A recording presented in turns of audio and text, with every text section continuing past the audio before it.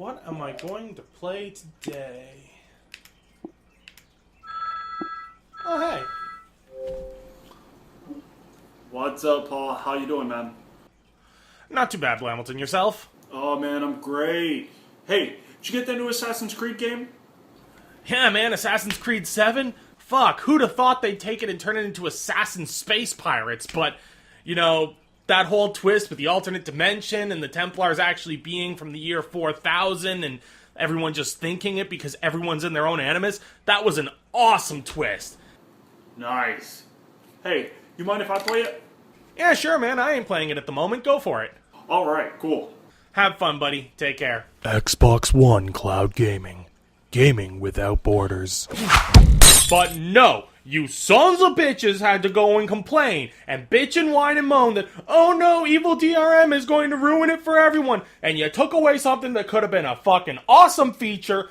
And you know what? You guys are holding gaming back. But you know what? We're going to take this rant to the office. Paul here with Late Night Games. Now guys, when I says you sons of bitches, I am talking to you, but I'm not necessarily talking to you. I understand not everyone out there that watches my channel necessarily was against Xbox and its DRM. Nor necessarily does everyone who watched me understand the DRM that Xbox had, the limitations it had, because yes, there were limitations it provided. Don't get me wrong. But it also provided a lot of new capabilities. Capabilities that we don't have in consoles today. Now, was it worth the trade-off? Would the DRM negatives and the DRM positives balance each other out to make a cohesive unit? I don't know. And I don't think anyone would have known. But no one gave it a chance. And I know some of you may think that I'm an Xbox fanboy, and think what you will. Yes, I have an Xbox 360. I also have a PS3. I have a PS2. I've owned Nintendo consoles. I'm an avid lover of consoles all across the board. But one thing that pisses me off to no end is people stifling innovation because of a fear of change. Don't get me wrong. I understand the fear of change. Everyone has a fear of change in some way or form. Some people it's more extreme than others, but still, there's gonna be that innate fear because we don't like change. Change is different. Different is risk, but without risk, you'll never get rewards. So a lot of people are thinking, how can I defend the DRM on Xbox? How can I defend the ability for a company to allow you to purchase something, but you have to register it on their server, and only so long as their servers are running do you own the content, and if they shut their servers down, and all this other stuff. And some of you may be calling me a hypocrite because I was against the DRM with SimCity when it released. But there's a significant difference. EA and Origin have turned DRM into a curse word.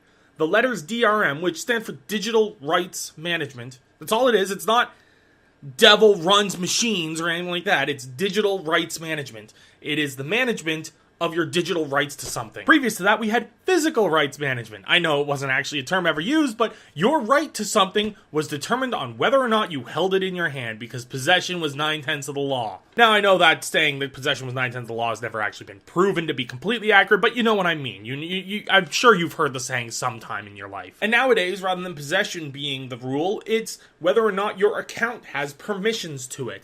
And yes, DRM is used in some ways to fight piracy. And it's used to help out the developers and the publishers. And yeah, we don't necessarily need to pad their wallets any further, but the reason these companies do what they do is to make money. I mean, end of the day, we want to make money. Everyone does. The reason you go to work, the reason some of you go to McDonald's and flip burgers all day, isn't because you have some kinsman love for flipping burgers and the thought of someone biting into your burger brings you such joy that you just exasperate with glee. No, you do it for a paycheck. We all do what we do for paychecks. Yes, money is a horrible thing. Money is the root of all evil. But we want to be happy and we want to be healthy, and unfortunately in an economic system, money is something that is needed for that. So yes, we want to make money. And yes, large corporations that have a lot of money want to make a lot more money. That's just the nature of business. But without that, the innovation isn't there. And yes, you can argue that sometimes innovation is stifled by corporations as opposed to encouraged by corporations. But that's not what I was seeing here. Let me get back to the point. We're not talking about business and economics. We're talking about DRM. And is DRM a good thing? Is DRM a bad thing? And does DRM curse something from the get-go? If you look at the gaming community today, the gaming community hears those three letters, the gaming community throws a conniption fit. And yes, I've seen it used very poorly at times, like SimCity, for example, where you had to be constantly connected to the internet to play a single-player game. Xbox never said you needed to be constantly connected. Yes, you needed a subscription. Yes, you needed an internet connection to, verify that you own the content you're trying to use, but you didn't need to be connected 24/7. If you lost internet connectivity halfway through, you were fine. And people are complaining that they wouldn't be able to just take their discs and trade them to people or loan their discs. But as I showed with the video I just posted, part of what Xbox was offering was the ability to share without actually having to have the physical disc. You don't even need to visit the person. Blammelton, the person in my example, lives like a 25-hour drive away from me if we were to drive. And that itself is something we could have done, is just trade the game over the net, over the network. There would be no need for the physical connection. One moment. And that sharing would have been something awesome and something wonderful. And you know what? I don't think DRM is evil. And do you know why I don't think DRM is evil? Because I use something every day that a lot of gamers use every day. And it is something riddled with DRM. The only reason it exists is DRM. And you'll be surprised to know that this program is something that is praised by gamers. I mean, they say that the creator of this, the person in charge of this, is the savior of the gaming world. All hail Gaben with Valve and Steam. Because do you know what Steam is? It's a management engine to manage your digital rights to products you purchase on Steam. Steam is DRM. You connect online. You can connect on another computer and download your games again because your account is what it's tied to. That is DRM. That is the possibility of DRM. Yes, DRM has limitations. Yes, DRM has issues. Yes, if a server goes offline, DRM goes down too. If Steam shuts down its servers, all those games we pay hundreds of dollars and get on sale, we won't have anymore. We won't be able to get to them anymore. We won't be able to download them to new computers because you need to be on a Steam account to use Steam. But no one seems to complain about this because it's something that they all love and it's great. But if you tie the name Microsoft to it, suddenly it's evil and you don't look at the positive. You just see the word DRM and immediately you're fucking furious, you're pissed off, and it's the end of the fucking world. Sorry about that, guys. I'm not saying that the Xbox solution was perfect.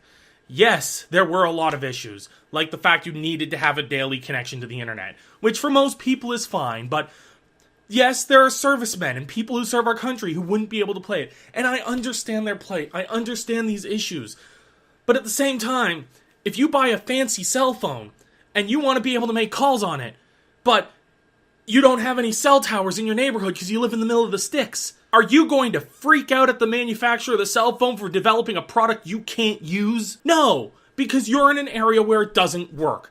And I'm not saying it's a perfect model. I'm not saying it's something that would have been the greatest thing to hit gaming, but the ability to do cloud sharing is something fresh. It's something new. It would be like if Steam let you trade your games to friends temporarily. Like if Blammelton and I on Steam, I have The Witcher 2, he does not. I'm not playing it. It's single player. I could let him play it.